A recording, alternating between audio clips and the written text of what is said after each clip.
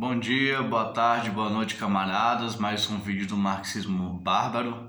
Meu nome é João e hoje a gente vai falar sobre a dialética hegeliana, marxista e tudo mais, tá? É muito assim, uma coisa que eu queria deixar um pouco mais claro que a dialética do Marx não é exatamente a dialética do Hegel, tá? E a dialética pode ser desenvolvida também, de forma relativa, mas pode. Nesse sentido, a gente teve contribuições de Lukács, contribuições de Trotsky, com contribuições até do Piaget, a dialética, que a gente vai debater aqui, tá?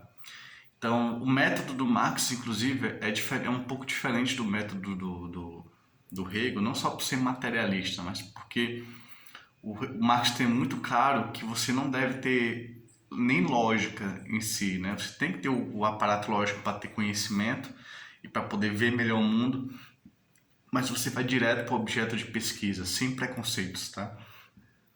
Aí você deduz o que é realidade sem encaixar conceitos na realidade, tá? Esse hábito de pegar os dados empíricos e encaixar os dados empíricos nos conceitos é kantiano, é um método kantiano que a dialética critica, mas a crítica de Hegel não é tão profunda quanto a de Marx, tá? Não precisa entender.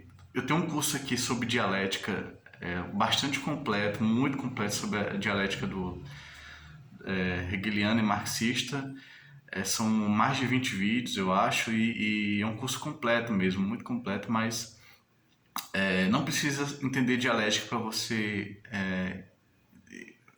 entender esse vídeo. A própria intuição sua vai ajudar a perceber o que está acontecendo.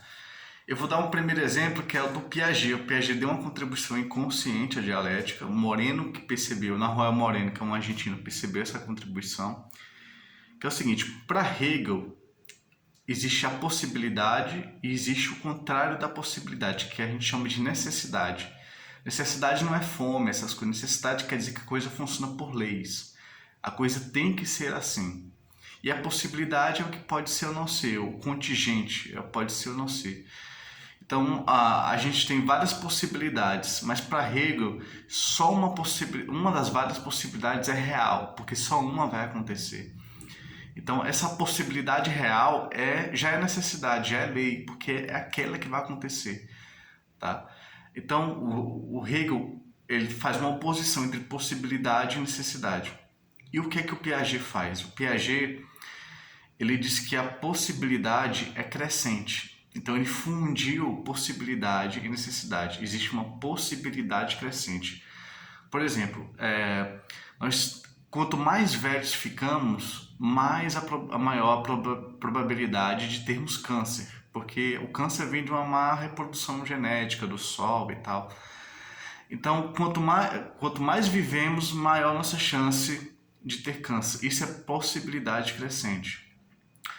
No século XVI, a possibilidade do socialismo era muito baixa. No século XXI, desde os anos 2000, a possibilidade é maior. Ou seja, dentro do capitalismo existe uma possibilidade crescente de socialismo. Entendido isso?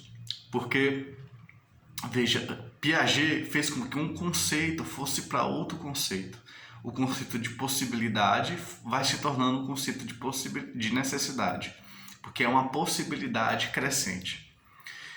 Pois bem, o que eu faço é generalizar esse tipo de coisa, tá? Eu não, nos meus estudos sobre dialética, não é só eu que faço isso, tá? Eu vou deixar claro em Trotsky, em Lukács também. Uma categoria é diferente de fato da outra, tá? Mas uma vai passando para se tornar outra. Há um movimento de uma categoria para outra. Eu vou dar alguns exemplos, tá? Do Trotsky, do Lukács, mas eu vou dar exemplos pessoal, que eu acredito serem melhores, que eu elaborei, tá? Por exemplo, o Hegel trabalha com o conceito de positivo e negativo, no livro 2 da Lógica. Positivo e negativo. O que é que ele diz? Existe o positivo, existe o negativo, mas eles têm uma unidade que forma algo neutro, nem positivo nem negativo. Ou seja, o positivo e o negativo juntos formam algo que é nem positivo nem negativo, que é, no caso, o átomo. O átomo é feito de prótons, nêutrons, e o todo do próton e do nêutron, o próton e do elétron, o próton positivo, o elétron negativo, e o todo é neutro. Isso está certo? Está certo. Só que o Hegel, no fundo, isso é difícil de dizer, mas no fundo o Hegel nega o movimento, nega a história, nega o movimento dos conceitos. Um conceito passa por um conceito totalmente outro em Hegel, mas não há movimento interno dos conceitos, tá? Só há um movimento externo, tá? Se a gente incluir o movimento, a história nos conceitos, a coisa se torna outra, tá? Por exemplo, quando o Hegel diz que o positivo e o negativo formam algo neutro, veja bem, a burguesia é o positivo, o proletariado é o negativo e eles formam algo neutro, o capitalismo. Isso é um elogio do capitalismo. Ele está dizendo que a contradição entre o positivo e o negativo, no todo, não é contradição alguma, todo mundo sai ganhando. É um elogio do capitalismo que estava surgindo, estava se consolidando na época de Hegel, e Hegel era um entusiasta do capitalismo, né? Então, o positivo e o negativo na fábrica, por exemplo, forma algo neutro que é bom em si, tá? A palavra positivo não quer dizer bom e negativo não quer dizer mal, é apenas que são opostos, tá? No caso, a burguesia é o positivo, digamos assim, porque ele está se afirmando nessa realidade, ele domina essa realidade. Só que aí Hegel faz uma apologia do capitalismo, tá? Na sua lógica. O que é que eu proponho? Eu proponho um movimento que vai do seguinte, nesse caso tem três movimentos. O nem positivo nem negativo se torna o positivo e o negativo e essa relação do positivo e do negativo forma um novo nem positivo nem negativo, um novo neutro. Um neutro, positivo, negativo, neutro. Isso existe na sociedade. Eu vou dar um exemplo da física e da sociedade. Na sociedade é o seguinte, tinha um artesão medieval, esse artesão medieval produzia mercadorias. Desse artesão medieval, que é nem positivo, nem negativo, que é neutro, surge o positivo e o negativo, a burguesia e o proletariado. O artesão se duplica em burguesia e proletariado, que é positivo e negativo. E a relação entre ambos vai fazer com que o negativo, que tem desvantagem, produza o fim das classes, ou seja, um novo nem negativo nem positivo, um novo neutro. Então a gente tem um neutro que passa por positivo e negativo, que passa de novo para o neutro, que é a sociedade sem classes do socialismo.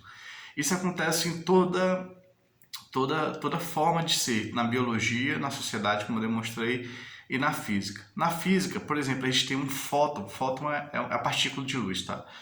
De alta energia, essa partícula de luz, ela se divide em elétron, que é negativo, e pósitron, que é positivo. Pósitron é um antielétron, o contrário do antielétron, é uma antimatéria. Tá? E surge o elétron, que é negativo, o pósitron, ou antielétron, que é negativo, e da relação dos dois eles formam de novo um fóton.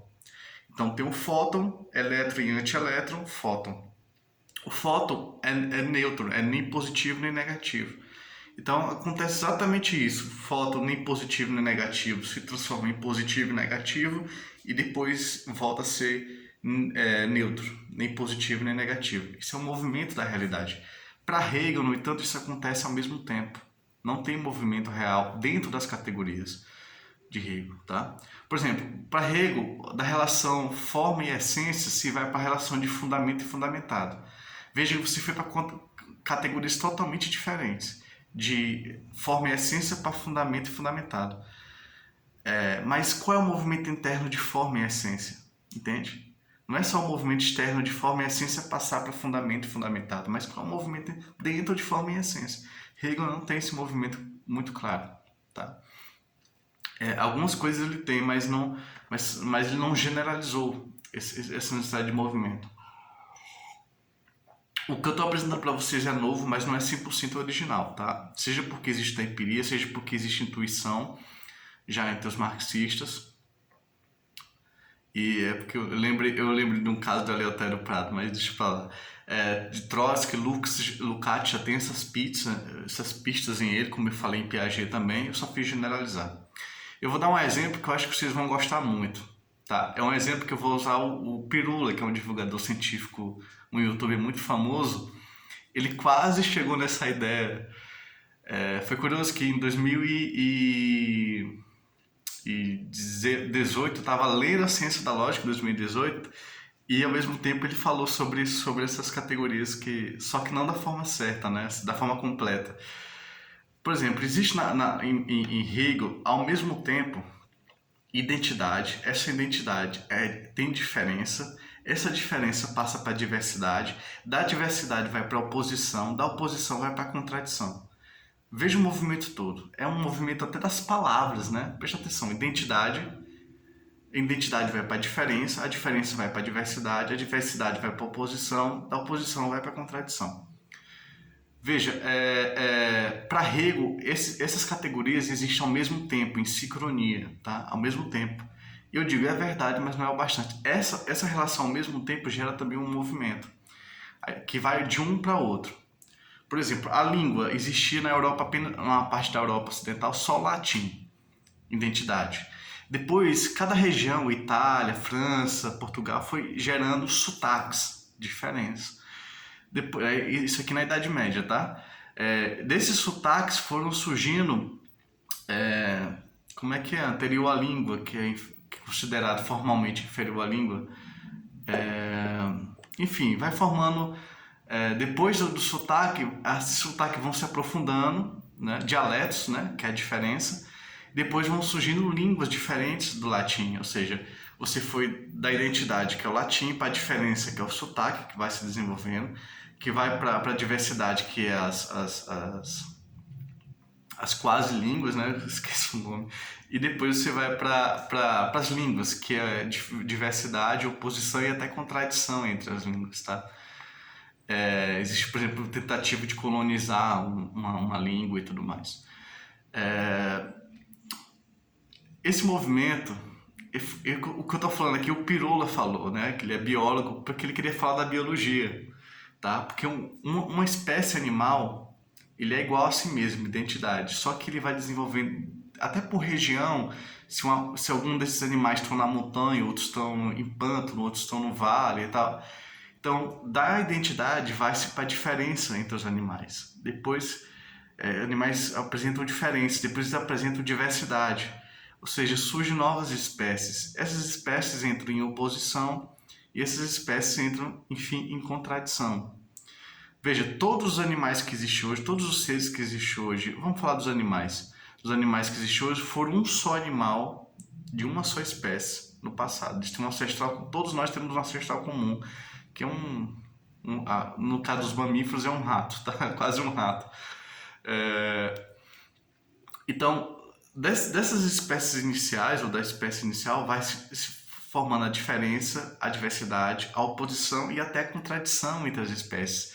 Ou seja, uma espécie que devora a outra tem um ancestral comum com essa espécie que ele está devorando, tá? Então, essa contradição de luta de sobrevivência. Então, esse movimento o Hegel não pegou. Ele pegou, para ele, a identidade, a diferença, a diversidade, a oposição e a contradição existiu apenas ao mesmo tempo. E sem querer o Pirula me deu uma pista para atualizar a dialética, né? Ou seja, isso também acontece com o tempo, não é só espacial, vamos dizer assim, estrutural, é também diacrônico, é também processo, é também no tempo, tá? Você vai da identidade para a diferença, para a diversidade, para a oposição, para a contradição no tempo, tá? Mas, por exemplo, você está na contradição, a contradição ainda tem unidade. Você não deixou a unidade para trás. Na contradição ainda tem unidade, tá? Então tá tudo ao mesmo tempo e ao mesmo tempo... Esse ao mesmo tempo gera um desenvolvimento, tá? Que é essa passagem de uma categoria para outra. Eu acho que ficou bem claro, né? A questão desses conceitos. Aí eu vou apresentar uma das pistas que levam a uma atualização do Trotsky. Trotsky elaborou a lei do desenvolvimento desigual e combinado. Essa lei é a base de toda a teoria dele, a revolução permanente, o programa de transição, a contradição do mercado mundial com os estados nacionais, tudo, assim, tudo não, mas quase toda a teoria dele é baseada nessa lei dialética, tá? Ou seja, ela é muito produtiva. E preste atenção, a palavra é desenvolvimento, desigual e combinado. Os trotskistas normalmente só focam em desigual e combinado, mas é desenvolvimento, ou seja, ele passou os conceitos para o movimento. Tá? Décadas depois, o Lukács também fez uma atualização do marxismo.